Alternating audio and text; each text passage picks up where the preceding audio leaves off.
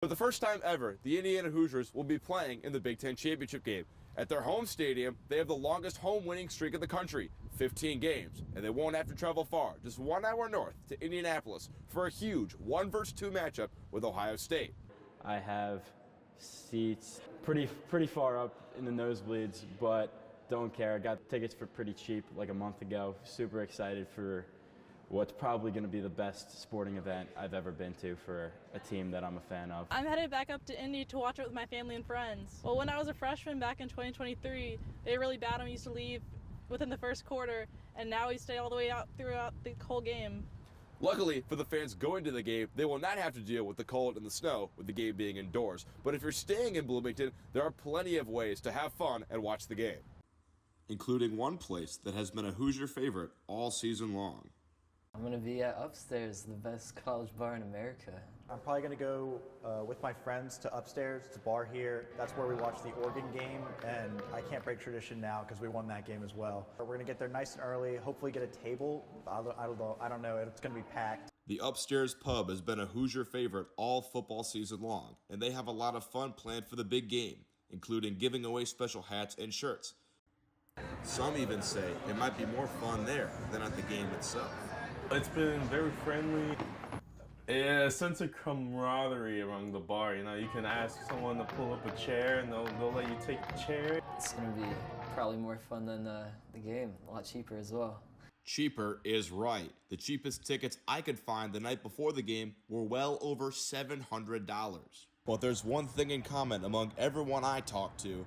They all predict a Hoosiers win in the big game. Who's winning the big game on Saturday? I do! Woo! Come on! And we're going to beat Ohio State, so don't worry about that. 1 versus 2, Ohio State versus Indiana. The matchup everyone wanted to see finally unfolded in Indianapolis with a Big Ten championship on the line. Let's head to Lucas Oil Stadium.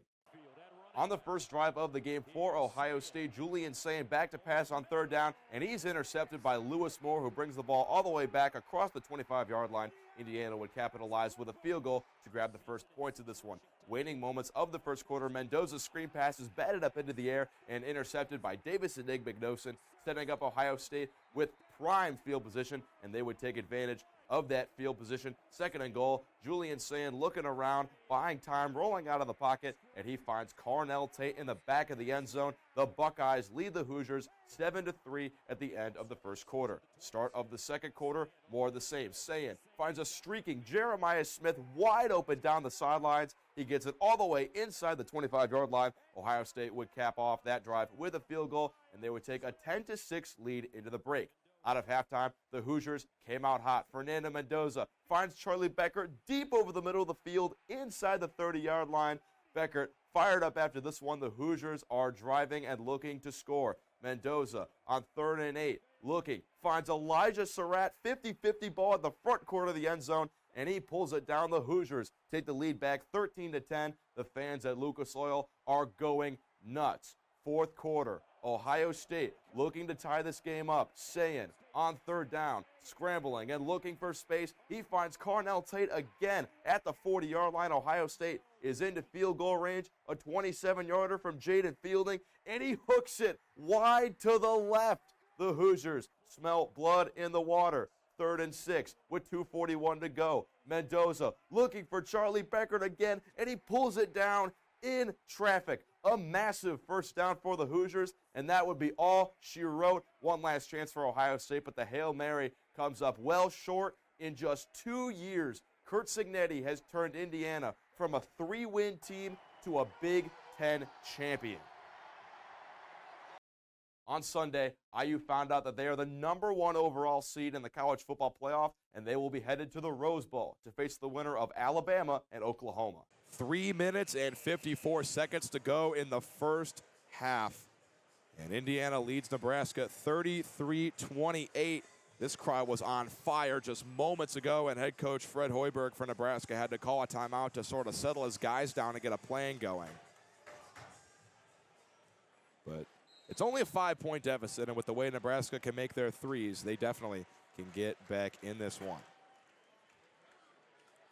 Nebraska running a little three-man weave action. It's Mast who has it on the left wing, finds Sanford. He's guarded tightly by Wilkerson, driving baseline. Sanford spins, throws up a layup, no good. Rebound tapped around, Bahuk Tunjel has it. Ball cycled at the perimeter. Hoiberg, three, no good, he leaves it short.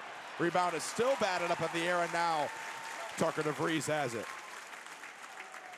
Conaway will just slowly step into the front court across the timeline. 3:20 to go in the half. And the ball's taken away. Hoiberg intercepting the pass, goes right at Conaway. Now he'll wait for his teammates trailing the play. Bahuk Tunjel finds Lawrence. Baseline drive, spinning around. Looking for a pass outside, he finds Hoiberg. He'll attack on Conaway. Hoiberg up top for Mast. Deep three on the way, and it's no good. Left short, Bahuk Tunjel taps the rebound back out. Nebraska still has it. Sanford back to the Turkman, and he got it. A dunk for Berkey Bahuk Tunjel from Bursa, Turkey. He is showing out today, and it's 33-30. And props to Bryce Sanford for recognizing the mismatch, getting it to the big man down low. Just an easy drop step and dunk, and it's a three-point game. 33-30. Nick Dorn in the near corner. He'll go baseline. Dorn, opposite corner, DeVries. Wilkerson. Inside Bailey. No one was standing up underneath the basket, and Bailey has an easy 2 points.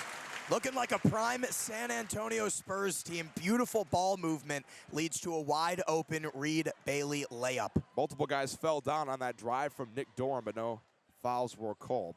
Lawrence drives down the right side of the lane, lobs it in for Mast, but the pass too tall. Over his head, out of bounds, and the Hoosiers have the possession back.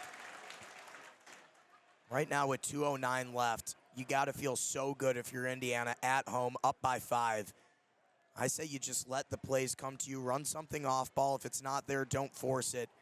Wind this clock down and go into the half with the lead. Indiana 13 for 23 from the field and 6 of 13 from downtown.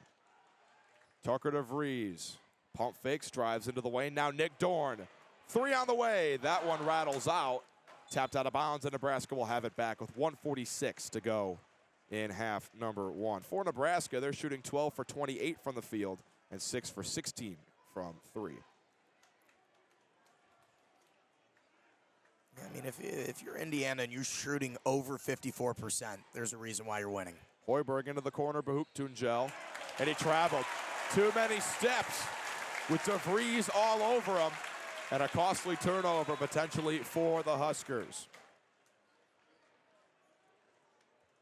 So 1:35 to go in the half. Doesn't look like we'll have any bonus free throws. Indiana with 4 fouls, Nebraska with 3. Wilkerson leads all scorers with 13. And Conaway is really slowing this tempo down for Indiana. Ball is cycled up top to Tucker DeVries. Now Bailey, right wing, finds Conaway. Wilkerson off the screen, drives through 2 defenders and lays it off glass and in. Parting the defense like the Red Sea, and the Red Sea starts to rise. These Indiana Hoosier fans are making a ton of noise with 1 minute to go in the half. Mast attacking against Dorn, up top, Lawrence, he'll pull the 3 from the right wing. No good, it's short, rattled around and didn't go. DeVries up ahead, Conaway, past everyone, he attacks, and lays it in. 39-30 with 45 seconds to go in the half. And the fans are on their feet again. Jacobson to Lawrence, deep 3 left wing, it's short. Rebound is corralled by Bailey. 3-second differential between shot and game clock. It looks like Indiana will hold this one. Conaway gets the instructions from head coach Darren DeVries. 15 to shoot, and he's still sitting in midcourt. Listen to this crowd. 9 to shoot. Conaway still waiting. Crosses over. Now it's DeVries. Left wing, he drives into the lane, and he threw it away into the hands of Lawrence. 1 second, half-court heave on the way. No good, it's too far to the left. But what an end to the half for the Indiana Hoosiers. They lead at 39-30. The Big Train Bats struggled yesterday. It took until the 8th inning to score a run. They will look for a faster start today against only starter Zachary Harris. He's a tough guy to get a hot start against, though. He is a really good pitcher from Messiah University, a Division III school, shoved there this year with an ERA under 4 in a high offense environment of D3 baseball. Has a 1.03 earned run average in the Cal Ripken League over 8 2/3 innings. He has been very, very good for the men in yellow. 8 strikeouts and no walks for Harris. Ground ball up the middle, through for a base hit. Alex Peltier decides to attack him early and reaps the rewards with a single. That's when Peltier's at his best, is when he's getting out on pitches early in the count, trying to drive. When he gets deep in counts, he underprotects a little bit, tends toward the strikeout, but when he attacks early, he can drive a baseball. Hits that one 95 straight up the gut. Here's Brennan Wright in the midst of a 29-game on-base streak. Has yet to play in a game where he hasn't reached base with a hit or a walk. First pitch from Harris. Fastball at 88 on the outer half for strike one. Lamar Briggs of the 2017 DC Grays has the league record with a 38-game on-base streak. If Wright would reach base today and make it 30, that would be good for fifth. Peltier off for second throw, almost goes into center field. Alex Peltier off and running. That's his 20th stolen base on the year. And Richie had that pop out of his hands, something you can't have happen when Peltier's gunning it down the first base line. He is as speedy as they come, and that's why he swiped so many bags. Last pitch was a curveball at the knees, called a strike. 0-2 on Brennan Wright. Kicking the fire from Harris. Wright grounds one foul down the first base line. He's down in the count here, but something he's done brilliantly recently, he has walked in 9 consecutive games. He's waiting for his pitch. He wants something that he can drive, put a barrel on, and he's not going to give you anything free. That's why he has been cemented in this 2-hole. Still 0-2 on Wright. Harris comes to the plate. Fly ball into the left center field gap. Ranging back is Walter. It's over his head.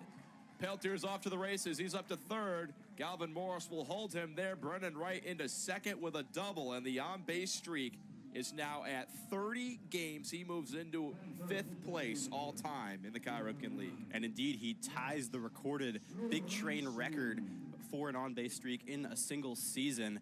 30 games for Brennan Wright, and got all of that one. A pitch down in the zone, put the barrel to it with 2 strikes, and had a lot of tail on it. Made it a very tough read for Walter out there in left. In steps the Polish hammer, Josh Skoronski. Got hit by a pitch in the ribs yesterday, had to leave the game. After running the bases, he went into the dugout, and Brett Ott replaced him. There was some nervousness about whether or not he was okay, but he's back at the lineup hitting third and has a great chance to get the Big Train on the board first. He cuts at the first pitch and fouls one straight back into the netting. He's been hitting so well that the only name Sal Colangelo put on the lineup in the 3-hole was Bam Bam. He has been hammering the baseball throughout the last 3 weeks or so. He is tied for the league lead in home runs with 4. And he breaks his bat, pops one up over to short, an easy catch for Zakai Hawkins. But he's tied for the league lead in home runs with Walker Zampella hitting cleanup today for the Crop Dusters. Zampella's been blazing hot. We'll talk about him more next inning, but here's another guy who's hitting well, Emilio Gonzalez. And kind of have to talk about, hopefully it doesn't really come into play, but the unlucky break of Walter not being able to catch up to that ball is that Peltier thought he was going to get there. He only moved up 1 base on a double. For a guy as fast as him, that means he was glued to second. He was trying to tag because he thought Walter had that. So you really need to push him across or you're going to be feeling like you're wasting something. First pitch to Gonzalez, a perfectly placed fastball on the inner half for strike one.